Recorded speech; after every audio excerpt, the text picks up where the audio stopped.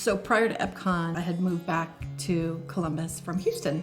I'd been in Houston for about 30 years, but decided it was time to come home. In 2020, when COVID hit, and I actually was very, very sick. I was in the ICU for a couple weeks, and although couldn't really have any visitors, still felt pretty lonely knowing there was nobody in town, you know. Heard about Epcon from my sister. I believe my sister was, if not the first, one of the very first to build here. The experience, just seeing the excitement of her building her own home and all the process. So when it got time for me to start looking for a place, she was like, well, you know, they have these really cute townhomes.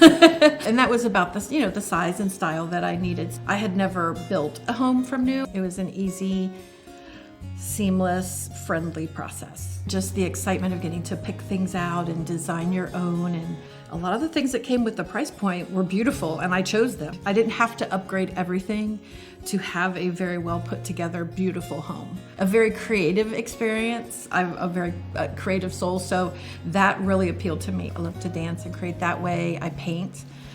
Created some of the artwork actually for my sister's new home. The flow, it's, you know, open concept, so you can be at the dining table or the island or in the living area and still all be together. And love when it gets chilly outside and sit out there with my hot cocoa or my coffee in the morning.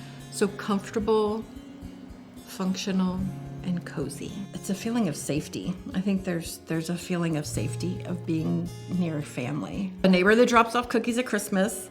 I have a neighbor that that is always like, I'm here whenever you need me to walk Lexi, you just let me know. The clubhouse is beautiful and the community is very active, and so there's a lot of ways to be social and get into creative things.